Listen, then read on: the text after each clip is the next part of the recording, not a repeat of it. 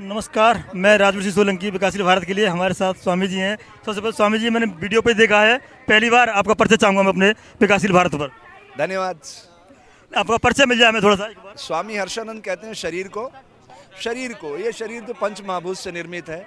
गुरु शिष्य परंपरा में बहुत छोटा सा नाम है स्वामी हर्षानंद। हर्ष और आनंद बांटने का काम करता हूँ समाज में। यहाँ किसान आंदोलन में आपका क्या योगदान रखना चाहते हैं अपना? किसान क्या है आप समझिएगा, धरती पुत्र है, पवित्रता से धरती की कोख से फसलों को लहलाता है। क्या मांग रहा है वो? Minimum support price.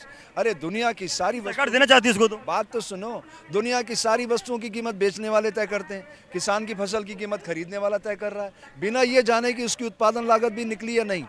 तो कोई आदमी घाटा करके कब तक खेती करेगा? ये भारत का किसान है, ऋण में जन्म लेता है, ऋण में पलता है, ऋण चुकाने के लिए पीढ़ी। स्वामी जी वही तो वो कह रहे हैं कि अब तक किसान कर्ज में था। ऋण तो पूरा होने दो, उसके पहले ही आप काट देते हो। भारत का किसान ऋण में जन्म लेता है, ऋण में पलता है, ऋण चुकाने के लिए पीढ़ियों पर छोड़ के चल देता है। अब जिनकी आप बात कर रहे हो वो एक प्राइवेट कंपनी है, आप सरकार क्यों कह रहे हैं? आप में इतनी वो 303 कैंडिडेट आपने कैसे जिताया? 2019 में कह रहा था आप और किसी को मत देखो, मुझे वोट करो। दिए ना आपने? आपने क्या कहा?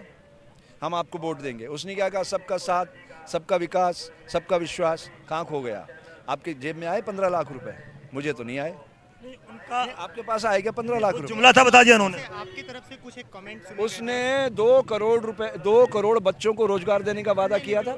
मेरा एक सवाल था आपसे कि आप जैसे कहते हैं कि आप अडानी को बहुत प्रारंभिक समय से जानते हैं, तो हाँ। जैसे श्रीलंका में हाँ। उन्होंने अडानी पोर्ट का एक टेंडर था श्रीलंका के किसी पोर्ट को डेवलप करने के लिए, लेकिन महिंद्रा राजपक्षे ने वहाँ पे भी आंदोलन हुआ और उसको कैंसिल कर दिया। तो क्या आप देखते हैं कि अमेरिका में जिस तरीके से सत्ता परिवर्तन हुआ तो उसके बाद से कुछ इंटरनेशनल वेव चेंज हो रहे हैं, जैसे हलचल कुछ मच रहे हैं? अच्छा, अभी नरेंद्र भाई की जगह दूसरा कोई भाई आ जाएगा तो समाज बदल जाएगा, व्यवस्था परिवर्तन हो समाज नहीं जाएगी। बदलेगा, लेकिन पॉलिसीज। मेरे भाई, व्यवस्था परिवर्तन के बिना कुछ नहीं होने वाला है। नागनाथ और सांपनाथ किसी को बैठाते रहो आप।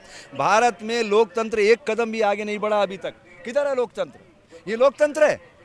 खुले आकाश के नीचे लोग आंदोलन कर रहे हैं, आप इसे लोकतंत्र कहते हैं? मुझे शर्म आती है। लोकतंत्र का मतलब क्या होता है? जनता का, जनता से जनता के लिए। जनता खुले आकाश के नीचे दम तोड़ रही है, आत्महत्याएं कर रहे हैं लोग।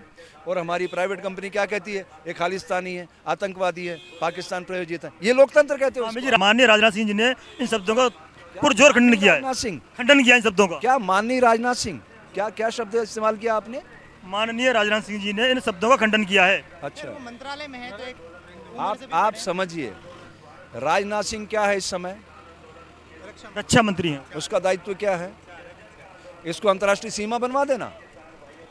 किसानों के बीच में और सरकार के बीच में अंतर्राष्ट्रीय सीमाएं खड़ी कर दी पाकिस्तान और चीन की। ये रक्षा मंत्री का दायित्व है। ये किसका धर्म? गृह मंत्रालय का काम है, रक्षा मंत्रालय का काम नहीं है ये। रक्षा मंत्रालय इसमें इन्वॉल्व नहीं है? नहीं सर, नहीं। आप ये कह रहे हैं। गृह मंत्रालय क्या कर रहा है? सारी एजेंसियों को बुला लिया उसने। गृह मंत्रालय का धर्म क्या है? 26 जनवरी घटना के बाद ऐसा किया गया है। मंत्री कहाँ के लिए होता है फिर? विदेशों के लिए? हाँ, रक्षा मंत्री सीमाओं के लिए होता है। आंतरिक और बाह्य सुरक्षा व्यवस्था की जिम्मेदारी किसके जिम्मे होती है? रक्षा मंत्री के ना। आंतरिक गृह मंत्री के लिए, बाह्य रक्षा मंत्री के लिए। अच्छा, ये दोनों आपने क्लासिफाई कर दिए। तो ये दिल्ली पुलिस जो है किसके अधीन आती है? गृह मंत्रालय के। हैं? और ये दिल्ली पुलिस के साथ और कौन सी एजेंसियां खड़ी है? आरएएफ थी, गृह मंत्रालय के अंदर आती है। और कौन कौन से खड़े? BSF, NIA, BSF। सीआईएसएफ, सारी गृह मंत्रालय के अंदर आती है। सारी गृह मंत्रालय में वाली। तो रक्षा मंत्री क्या कर रहा है? ये वो अपना देश की जो सीमा है उनके वो सीमाओं बीएसएफ रक्षा के लिए है। बीएसएफ कहाँ खड़ा रहता है? बॉर्डर पर। आंदोलन से जो भी एक डैमेज हुआ एक छवि को, किसकी सरकार की छवि को, छवि? किधर है?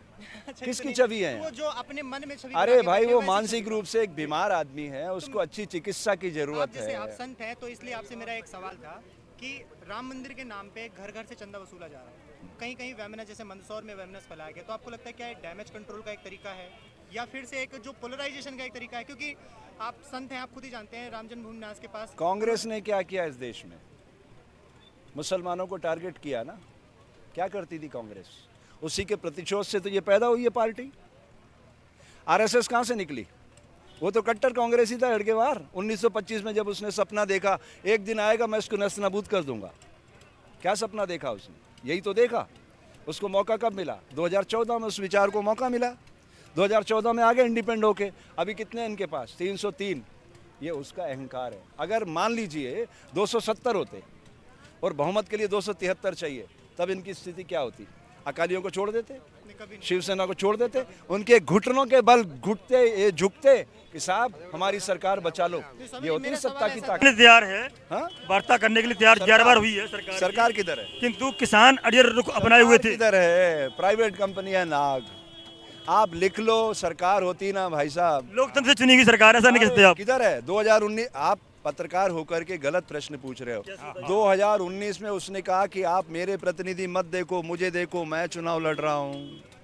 हमने गधे घोड़े खच्चर हार्डकोर क्रिमिनल सदन में पहुंचा दिए। अब बबूल के पेड़ पे आम चाह रहे हो, आप कैसे आ जाएंगे? वो बात नहीं सर, लोकतंत्र प्रक्रिया अपनाई गई ना, वोटिंग हुई। क्या जो हमारा निर्वाचन आयोग ने उसने वोटिंग प्रक्रिया पूरी की। 2019 में डिजिटल इंडिया बनाने का वादा किया था।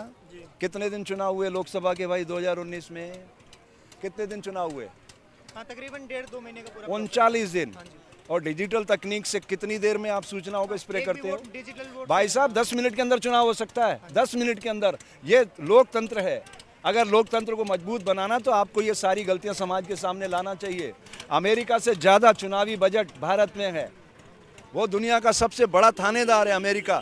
वहाँ से ज़्यादा खर्चा चुनाव में। जिस देश के 27% बच्चे पूर्णिमा के खिलते हुए चांद में चावल की रोटियां खोजते हो, आप इतना पैसा खर्च करवाते हो चुनाव पे, और आपको लगता है कि आप अपनी जिम्मेदार भूमिका में हो। अरे जिम्मेदार भूमिका में आओ। स्वामी जी, लास्ट प्रश्न मेरा, आप क्या देखते हैं इस मसले का हल? कहीं राजनीतिक मोड़ पे मसले के हल के लिए मैंने एक प्रपोजल लेके बाबा जी के पास आया था कि भाई देखो, मैं सारे देश के स्पिरिचुअल लीडर से प्रार्थना कर रहा हूँ कि आप लोग आओ। उत्तर प्रदेश में तो सर्वाधिक भगवान आते हैं, जैसे मुंबई में फिल्में बनती है, तो आओ इसी भगवानों की भूमि से ही हम जो है, हमारे दोनों बच्चे बीमार हो गए। एक तरफ वो सरकार बना के बैठे हैं, एक तरफ हमारे किसान हैं। तो इनके किसानों का अच्छा उपचार करके उनको हम बाध्य करते हैं कि भाई रास्ता निकालो, इस लोकतंत्र को मजबूत बनाना है। व्यवस्था परिवर्तन की बात है, आप अपना हृदय बदलो। हमारा तो प्रोग्राम ही यही है, अपराध से अध्यात्म की ओर हृदय बदलने का। जी स्वामी जी, एक एनसीपी के नेता शरद पवार जी, उन्होंने कहा है कि माननीय प्रधानमंत्री जी को और माननीय गडकरी जी को आगे आना चाहिए। देखिए, आप ये जो बराबरी के नागरिक हैं, ठीक है, हमारे वोट से चुने गए। आप एक बात बताइए, कितने भिखारियों को आप मान्य शब्द देते हो, जिनको आप अपने रुपए से नवाजित करते हो? मुझे 100 रुपये दोगे और फिर मुझे सम्मान भी दोगे? अरे आपने अपने मत का दान किया है, जूती को सिर पे रखोगे तो क्या होगा? भुगतेगा ना सारा देश। आप अपनी शक्ति को पहचानो कि सारी शक्ति आपके हाथ से फिसल के उन तक पहुंच रही है। मध्यस्थता करने के लिए कैसे त्यागी हैं, क्या कहना है आपका? मध्यस्थता के लिए साधु समाज आएगा, ऐसा मेरा विश्वास है। मैं सब साधुओं से सोशल मीडिया के जरिए, देखो मैंने स्ट्रीम मीडिया को तो मैं वो देता नहीं हूँ इंटरव्यू, मैंने साफ संकल्प ले रखा है। वो कट पेस्ट मारते हैं। मैं कहूँगा मैं अजमेर जा रहा हूँ, वो कहेंगे आज मर गया, तो ध्वनि बदल देते हैं। इसलिए उनको बिल्कुल नहीं देता। सोशल मीडिया से मैं उम्मीद करता हूँ अब आप लोग अच्छा रिपेयरिंग करके सूचनाओं को बड़ा करो, आपको मौका मिल रहा है आगे बढ़ने का।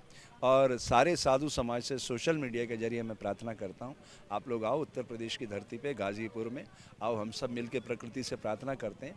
हम सबको सद्बुद्धि दे प्रकृति कि हम भारत को एक सक्षम राष्ट्र के रूप में तब्दील कर सकें। और ये तो बहुत छोटा सा मसला है किसान भाइयों का। ये एमएसपी मांग रहे हैं, ये इनका नैसर्गिक अधिकार है जो 73 साल से नहीं मिला है। मैं तो ये कहता हूँ, जब 4.5 लाख करोड़ गौतम अडानी के छोड़े जा सकते हैं, तो किसानों को 73 सालों में जो उनका हक नहीं मिला है, वो सारा इनके खातों में दिया जाए। आजकल तो ऑनलाइन अकाउंट है, इनके पास आने की भी ज़रूरत नहीं है। जितना इनका हिसाब है हर किसान का, इनको पूरा चुकाया जाए। मेरे ऊपर 1,10,000 का कर्जा भारत सरकार ने चढ़ा दिया। 2014 में 55,000 था। मैंने तो 1 रुपया ज़िंदगी में किसी से मांगा नहीं। कोई बात नहीं, मेरे ऊपर अगर 2,20,000 का कर्जा भी चढ़ जाए तो मुझे स्वीकार है, मैं तो एक ही दिन में जमा करा दूंगा। लेकिन किसानों की माली हालत को बदला जाए। इन सब किसानों के, मजदूरों के अकाउंट में जो आपने वादा किया था 15-15 लाख रुपए मेरे खाते में मत डालो, पर सब किसानों के खाते में आप लोग 15-15 लाख डालो और इनको इनकी उपज का ईमानदारी से मूल्यांकन करवा के पैसा दो। मैं 50 रुपये में गेहूँ खरीदता हूँ, इनका गेहूँ 20 रुपये में मत खरीदो, 40 रुपये में खरीदो। 10 रुपये भी व्यापारी को मिलेंगे, वो अरबों खरबों का मालिक बन जाएगा। कितना कंजप्शन होता है, उनको इतना ज़्यादा मुनाफे का अधिकार मत दो।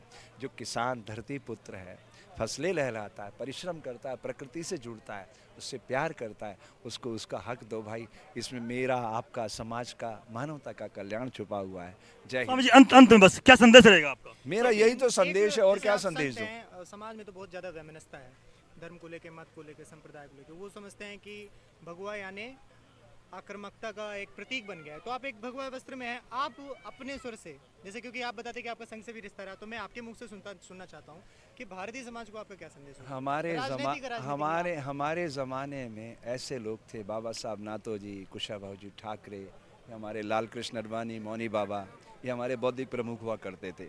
ये कहते थे मानवता के लिए उषा के किरण जगाने वाले हम, शोषित पीड़ित दलित जनों के भाग्य जगाने वाले हम।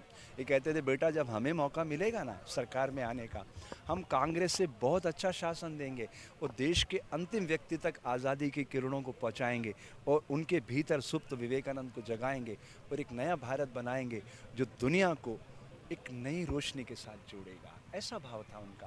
वो भाव जाने का खो गया। तब आपको समझ में आएगा कि किसान का दर्द क्या है। फिर आपका करुणा का भाव जागेगा, प्रेम का भाव जागेगा, तब आपके अंदर सेवा का जो भाव जागेगा। आप किसानों के साथ कंधे से कंधा मिलाकर चलोगे तो भारत की आत्मा मजबूत होगी। जब ये मजबूत होगी तो भारत एक समुन्नत राष्ट्र बनेगा, एक सक्षम राष्ट्र बनेगा। जो हमारा सपना है, इस सपने को इस धरती पर उतरने का अवसर मिलेगा। स्वामी जी अंत में क्या मध्यस्थता करना चाहेंगे साधु समाज? अब ये तो उनके ऊपर निर्भर करता है। अगर मुझे तो, मैं योग का विद्यार्थी हूँ, मुझे तो अगर लोकसभा में 1 घंटे का सेशन मिल जाए, लाइव टेलीकास्ट हो उसका, अनकट, ये जो हमारे सांसद बैठे हैं ये किस लेवल पे सोचते हैं, मैं एक ट्री पोस्चर से बता सकूंगा। देखिए, शरीर, प्राण और विचार 3 अलग अलग चीजें हैं। शरीर ये इंस्ट्रूमेंट है, इसको चलाता है प्राण और प्राण को कंट्रोल करता है विचार। ये तीनों मिलते हैं तो ट्री पोस्चर आप लगा सकते हो, नहीं तो 5 सेकंड भी कोई आंख बंद करके खड़ा नहीं हो सकता। समाज देख लेगा कि यार ये तो काका भी नहीं जानते योग का, ये कैसे ब्रांड एम्बेसडर है। बात ये है, रील और रियल लाइफ का अंतर आपको सीखना होगा। जैसे अमिताभ बच्चन है, वो रियल लाइफ का आदमी, एक्टिंग करता है पैसा लेकर के, लेकिन रियल लाइफ की हीरोइन है श्रीमती अरुणा राय, आपने तो नाम भी नहीं सुना होगा। उसने हमको सूचना का अधिकार दिया, इस देश का मालिक बनाया, लोकतंत्र का मालिक बनाया। तो ऐसे लोगों का जब हम सम्मान करेंगे तो भारत में सच्चे लोकतंत्र की स्थापना होगी, ये कहना चाहता हूँ मैं। धन्यवाद। बहुत बहुत धन्यवाद स्वामी जी, आपने हमारे साथ जुड़े, विकासशील भारत अपने विचार रखे। मैं राजवीर सोलंकी, विकासशील भारत के लिए किसान धरना स्थल से। जय हिंद, जय भारत, जय जवान, जय किसान।